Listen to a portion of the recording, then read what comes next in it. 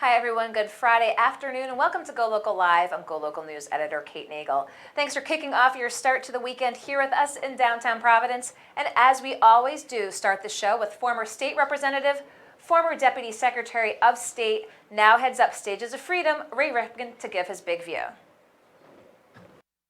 So, Kate, thank you. In the middle of our summer, last night I went to see Hamilton. I believe it is the best Broadway play I have ever seen.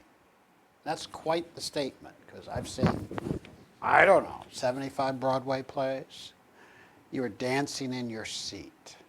You were trying to memorize the words. It was an accurate history. There were a couple things missing. I thought Benjamin Franklin should have made an appearance, and he didn't. It's only so long, can do a play, And of course, King George sat on the throne for 60 years, and this is early King George. And he was something. Now, of course, Hamilton's the star.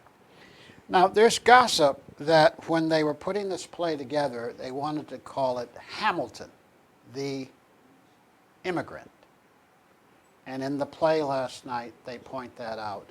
And it may be the reason that Hamilton came to a sad conclusion in his life. If you don't remember your history, one of the most important, famous duels in the history of the world is Alexander Hamilton and Aaron Burr having a duel, and Mr. Hamilton not doing well, in fact, being killed. So, why am I bringing it up? Because I don't normally do play reviews, even when it's the best play, Hamilton, that I've ever seen. I'm bringing it up because it's about an immigrant who comes to America as a 19-year-old, tries to go to Columbia University, and later is killed because the white guys, native born, they don't want him to be president, and he's more popular than they are.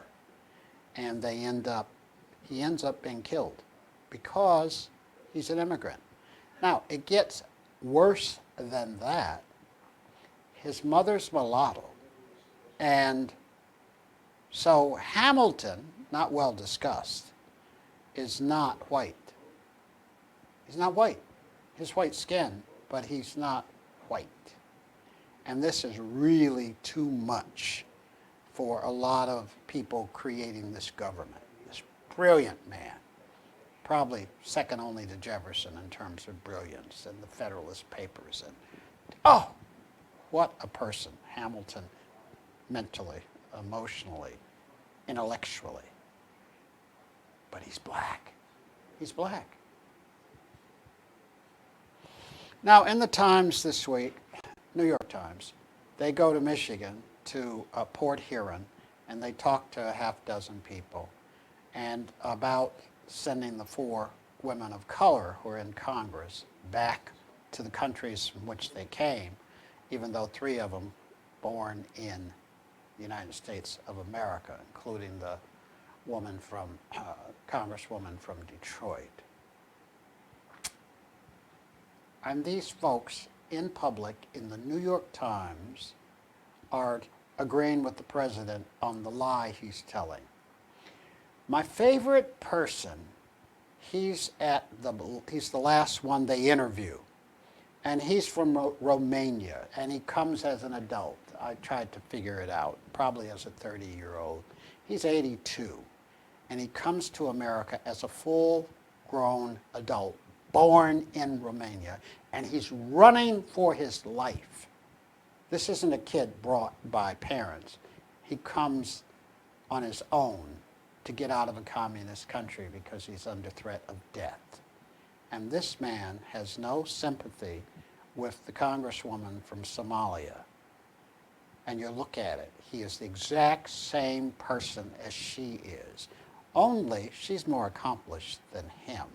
She comes much later in a tougher society in which a lot of people become anti-Islam, anti-Arabic, and she gets to the United States Congress. What a person. Now, do I fully agree with her? No. I think there are complexities with Israel that she doesn't fully understand. I don't buy that she's, well, never mind what I buy. I don't agree with her on Israel. But I'll tell you one thing. She cares about America. And just like the man from Romania, America took her in to save her life, to save his life. There's no difference between them except he's white and she's not. And he ought to be ashamed of himself for agreeing with the president about sending her back. Because I always tell people, good, let's have one rule for all.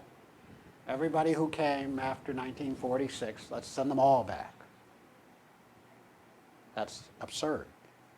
And the man from Michigan is absurd. And Donald Trump is absurd.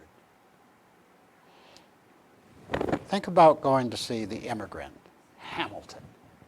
Stunning. The Immigrant, Hamilton.